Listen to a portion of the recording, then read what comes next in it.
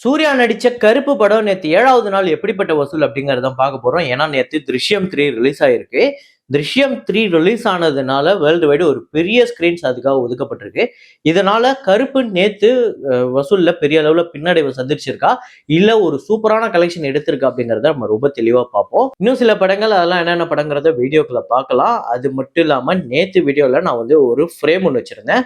ஸ்கிரீன்ல காட்டுறேன் பாருங்க. இதுதான் அந்த ஃப்ரேம். நெறைய பேரு விக்ரம் அப்படின்னு சொல்லியிருந்தீங்க. ஆக்சுவலா விக்ரம் கிடையாது. ரொம்ப சரியான பதில வெறும் 4 பேர் மட்டும் தான் சரியான சொல்லியிருக்கீங்க. பூதகாலம் அப்படிங்கிற ஒரு ஹாரர் ஃபில்ம் தான். ஆக்சுவலா அந்த சாவி ஃப்ரிட்ஜ்ல இருக்க சீன் வந்து ரொம்ப முக்கியமான சீனு. ஏன்னா, அவங்க வீடெல்லாம் தாண்டி வந்துடுவாங்க. அந்த கதவு கிட்ட வந்துடுவாங்க வெளில போறதுக்கு. ஆனா, சாவிய வந்து ரேவதி வந்து அந்த படத்துல வந்து பூட்டி ஃப்ரிட்ஜ் மேல வச்சிருப்பாங்க. ஃப்ரிட்ஜ் மேல போய் எடுக்கணும்னா, அந்த சாவிய எடுக்கணும்னா, மறுபடியும் அந்த பேயெல்லாம் கிராஸ் பண்ணி போகணும். ஸோ சின்ன வீடு தான். அதையே அவ்ளோ இன்ட்ரஸ்டிங்கா காமிச்சிருப்பாங்க. நல்ல சீன் அது. ஸோ அததான் ஃப்ரேமா வச்சிருந்தேன். இத கரெக்ட்டா கெஸ் பண்ண அந்த 4 பேரு. ராகுல் அப்படிங்கிறவரு, ஜென்சி ஜோசப், கோகுல், அப்புறம் task of art game official அப்படிங்கிற இந்த 4 பேர் மட்டும் தான் கரெக்ட்டா கெஸ் பண்ணியிருக்காங்க. இன்னைக்கு வந்து ஒரு ஃப்ரேம் ஒண்ணு வச்சிருக்கேன். அது என்ன ஃப்ரேம், என்ன படம் அப்படிங்கிறது கெஸ் பண்ணுங்க. கமெண்ட்ல போடுங்க.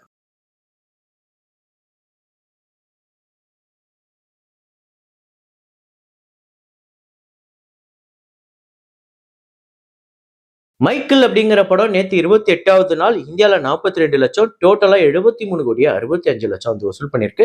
World wide $716 million budget $200 million கிட்ட இந்த படத்தோட பட்ஜெட்.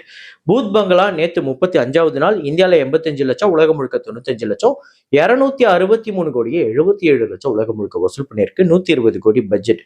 ராஜா சிவாஜி அப்படிங்கிற படம் டே 21 இந்தியால 94,00,000 உலகம் முழுக்க 97,00,000 104,73,00,000 இந்தியாலயும் 108,17,00,000 உலகம் முழுக்க வசூல் பண்ணியிருக்கு. 90 கோடி பட்ஜெட். பத்தி பத்னி ஆர் வார் 2 அப்படிங்கிற படம் நேத்து 7வது நாள் இந்தியால 2,45,00,000 உலகம் முழுக்க 2,65,00,000 39,11,00,000 இந்த படம் வந்து வசூல் பண்ணியிருக்கு. 60 கோடி பட்ஜெட். அப்புறம் தியுல் பேண்ட் 2 அப்படிங்கிற ஒரு மராத்தி ஃபிலிம். இந்த படம் நேத்து முதல் நாள் வசூல் 2,91,00,000. இந்த படத்தோட பட்ஜெட் 8 கோடி. ஓப்பனிங் ஒரு செம்ம ஓப்பனிங் வந்திருக்கு. ஸோ எப்பயாவது சர்ப்ரைஸா சில மராத்தி ஃபில்ம் வந்து ஒரு பெரிய அளவுல கலெக்ஷன் எடுக்கும். அப்படி ஒரு படமா இந்த படம் இருக்குமான்னு பார்ப்போம்.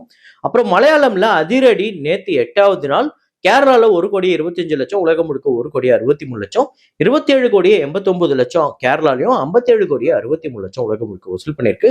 30 கோடி பட்ஜெட். கருப்பு படத்தோட 7வது நாள் வசூல பார்க்கறதுக்கு முன்னாடி "திருஷ்யம் 3" படத்தோட டே 1 கலெக்ஷன பார்த்துருவோம்.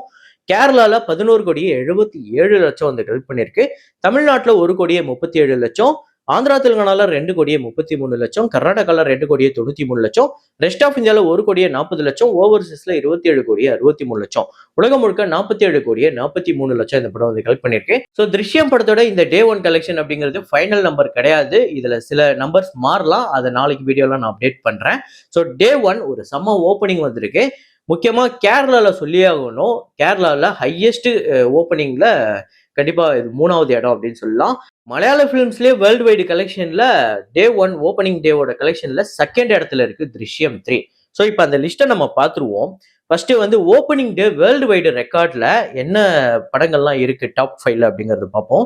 "எல்2 எம்புரான்" தான் முதல்ல இருக்கு. 67,88,00,000. "திருஷ்யம் 3" 47,43,00,000. "பேட்ரியாட்" இதுதான் 3வது இடத்துல இருக்கு. 28,13,00,000. "மரக்கர்" இது வந்து 20,44,00,000.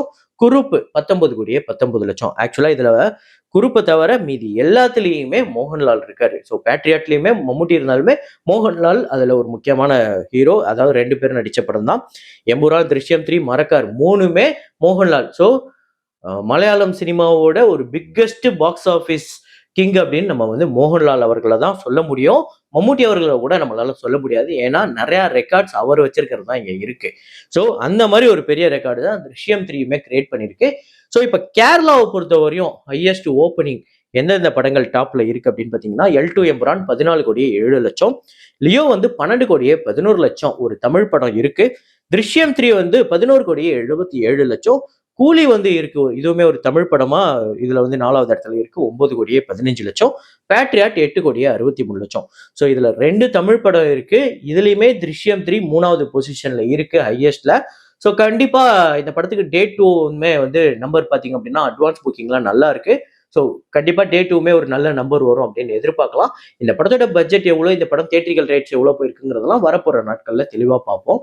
ஸோ இப்ப "திருஷ்யம் 3யோட வசூல பார்த்தோம். இதனால கருப்பு படம் நேத்து வசூல் எந்த அளவுக்கு வந்திருக்கு அப்படிங்கிறத இப்ப பார்ப்போம். ஸோ சூர்யா அவர்களோட கருப்பு நேத்து 7வது நாள் தமிழ்நாட்டுல 7,08,00,000, ஆந்திரா தெலுங்கானால 1,23,00,000, கேரளால 29,00,000, கர்நாடகால 68,00,000, ரெஸ்ட் ஆஃப் இந்தியால 10,00,000, ஓவர்சீஸ்ல 1,49,00,000, உலகம் முழுக்க 10,87,00,000 வந்து கலெக்ட் பண்ணிருக்கு. ஸோ தமிழ்நாடு, கர்நாடகா, ஹிந்தி பெல்ட், ஆந்திரா தெலுங்கானாலாம் பெரிய அளவுல பாதிப்பு இல்ல. ஆனா பெரிய அளவுல ஸ்கிரீன்ஸ் ஒரு பெரிய படம், பெரிய எதிர்பார்ப்புல இருக்கிற படம் அப்படிங்கும்போது obviously gulf countries, USA, Canada, Malaysia இந்த மாதிரி இதெல்லாம் வந்து ஆப்வியஸ்லி ஸ்கிரீன்ஸ் வந்து போயிருக்கு "திருஷ்யம் 3க்கு". கேரளால சொல்லவே தேவையில்ல 29,00,000. ஸோ கண்டிப்பா அப்கமிங் டேஸ்ல நல்ல வசூல் எடுக்கும்னு நம்பலாம். ஆல்ரெடி பெரிய ஹிட் ஆயிடுச்சு கேரளாவை பொறுத்த வரையுமே. ஓவர்சீஸ்ல ஆக்சுவலா கம்மியா இருக்கு. கேரளா, ஓவர்சீஸ் இந்த 2 இடத்துலயுமே "திருஷ்யம் 3யோட அந்த எஃபெக்ட் இருக்கு. ஸோ கம்மியா இருக்கு. அப்கமிங் டேஸ்ல எப்படி பெர்ஃபார்ம் பண்ணுது, இந்த வீக்கெண்ட் எப்படி பெர்ஃபார்ம் பண்ண போகுதுன்னு பார்ப்போம். ஸோ டோட்டலா 91,24,00,000 தமிழ்நாட்டிலையும், ஆந்திரா தெலுங்கானால 20 கோடியை கடந்திருக்கு 20,98,00,000, கேரளால 10,71,00,000, கர்நாடகால 14,11,00,000, ரெஸ்ட் ஆஃப் இந்தியால 2,47,00,000, ஓவர்சீஸ்ல 57,67,00,000, உலகம் முழுக்க 197,18,00,000 இந்த படம் வந்து கலெக்ட் பண்ணியிருக்கு. இந்த படத்தோட பட்ஜெட் 135 கோடி. ஆல்ரெடி ரிலீஸ் பண்ண எல்லா ஸ்டேட்லயும், எல்லா டெரிட்டரியிலயும் பெரிய ப்ராஃபிட்டை கொடுத்துருக்கு. ஸோ இன்னும் இந்த படம் ஓட ஓட எல்லாருக்குமே பெரிய அளவுல ப்ராஃபிட் கிடைக்கும். இந்த படம் லாங் ரன் போகும்போது தியேட்டருக்குமே இன்னும் பெரிய பெனிஃபிட் கிடைக்கும். ஸோ இந்த மாதிரி ஒரு பெரிய ஹீரோக்களோட படங்கள் பெரிய நம்பர்ஸை வந்து லாங் ரன்னா எடுக்கும் போது தான் இங்க இருக்கக்கூடிய நிறைய பேரு, அதாவது சினிமாவை நம்பி பெரிய இன்வெஸ்டர்ஸ் எல்லாம் இருப்பாங்கல்ல, பெரிய இன்வெஸ்ட்மெண்ட் பண்றவங்களா இருக்கட்டும், ப்ரொடியூசர்ஸா இருக்கட்டும், டிஸ்ட்ரிபியூட்டர்ஸா இருக்கட்டும், இல்ல சினிமாவை மட்டுமே நம்பிட்டு இருக்கவங்களுக்கு இது கண்டிப்பா ஒரு பெரிய லாபத்தை கொடுக்கக்கூடிய ஒரு படமா அமையும் அப்படின்னு நம்பலாம். ஸோ லைஃப் டைம் கலெக்ஷன் எவ்வளவு எடுக்கும்னு நீங்க நினைக்கிறீங்க அப்படிங்கறத கமெண்ட்ல போடுங்க. அப்புறம் தனுஷ் அவர்களோட கரை ஃபைனலா எவ்வளவு கலெக்ட் பண்ணிருக்கு அப்படின்னு பார்த்தோம்னா, தமிழ்நாட்டுல 34,48,00,000, ஆந்திரா தெலுங்கானால 10,55,00,000, கேரளால 75,00,000, கர்நாடகால 3,88,00,000, ரெஸ்ட் ஆஃப் இந்தியால 38,00,000, ஓவர்சீஸ்ல 12,65,00,000, உலகம் முழுக்க 62,69,00,000. இந்த படத்தோட பட்ஜெட் 100 கோடி. தியேட்ரிக்கல் ரைட்ஸ் 48 கோடிக்கு போயிருக்கு. 32 கோடி கிட்ட தான் ஷேரா வந்திருக்கு. வசூல் ரீதியா ஒரு ஃபிளாப்பான படமா தான் அமைஞ்சிருக்கு. அப்புறம் இன்னைக்கான ஆனிவர்சரி மூவிஸ்ல டிமாண்டி காலனி 11 வருஷத்தை கடந்திருக்கு. ஸோ இந்த படம் வசூல் ரீதியா தமிழ்நாட்டுல 12.5 கோடி வந்து வசூல் பண்ணிருக்கு. இது இல்லாம ரெஸ்ட் ஆஃப் இந்தியால 1,75,00,000, ஓவர்சீஸ்ல 2,40,00,000, உலகம் முழுக்க 16,75,00,000, 7,25,00,000 கிட்ட ஷேர் வந்திருக்கு. 2 கோடி தான் இந்த படத்துக்கு பட்ஜெட். ஒரு பெரிய பிளாக் பஸ்டர் அப்படின்னே சொல்லலாம். இந்த படம் உங்க எத்தனை பேருக்கு ஃபேவரட் அப்படிங்கறத சொல்லுங்க. பார்ட் 2 பெரிய ஹிட் ஆச்சு. இப்போ பார்ட் 3க்கு ஒரு பெரிய எக்ஸ்பெக்டேஷன் இருக்கு. அந்த படம் ஆக்சுவலா அந்த டைரக்டரே ரீசெண்டா அவரோட ஒரு போஸ்ட், ஒரு ஸ்டோரி ஒன்று பார்த்திருந்தேன்.